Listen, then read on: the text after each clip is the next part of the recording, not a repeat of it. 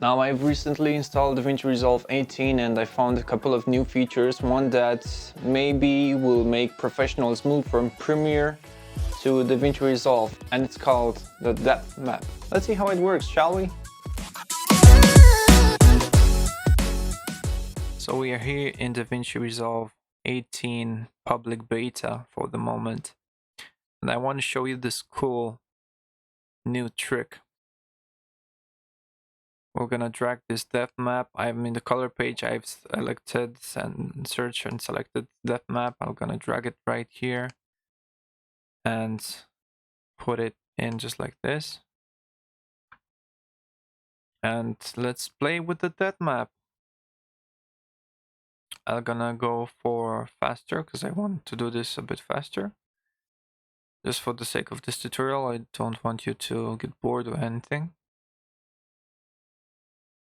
And let's start adjusting the map levels. Check this and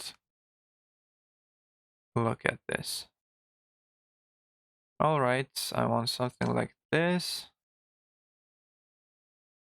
Maybe a bit more, so I won't have any depth around here, any gray areas, except me and the chair. Yeah, just like this, me and the chair. And I want post-processing. It does this with the help of artificial intelligence. Look at this, details in my hair, chair, ear, and my cloth.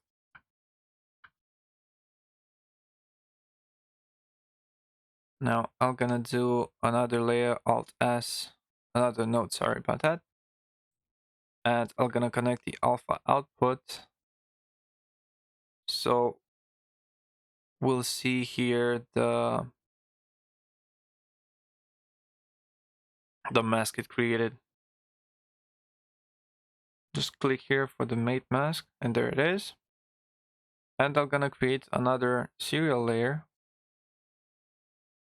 or sorry about that, a parallel layer, and add again the alpha output to it, because we're gonna do a few things here.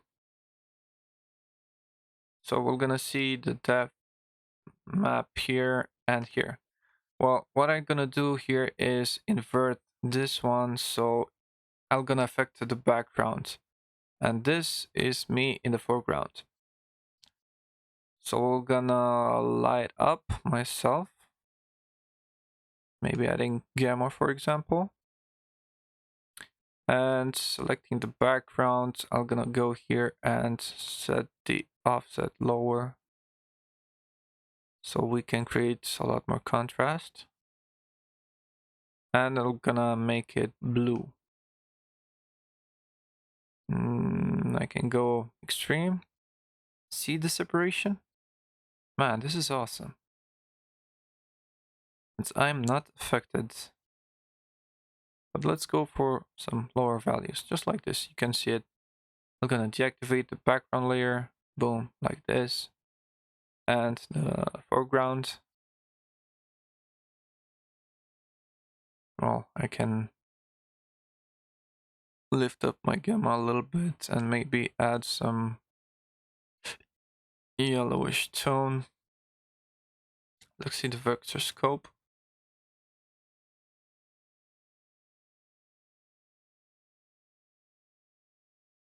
Yeah, something like this. Deactivate. There it is. And this is the background once again. And this is how you create the depth map and use it on your videos. And you can start playing.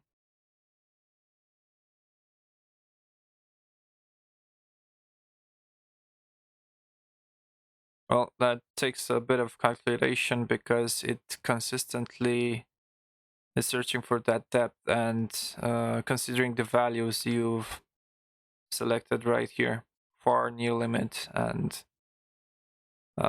it will be a slower render. So keep that in mind.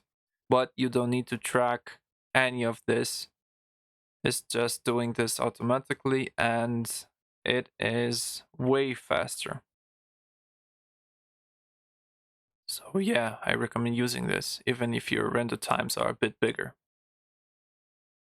It's just great. And that's about it. Thanks for watching. I hope you find my video useful. If you did, remember to hit that like button, and if you want to see more content like this, simply subscribe.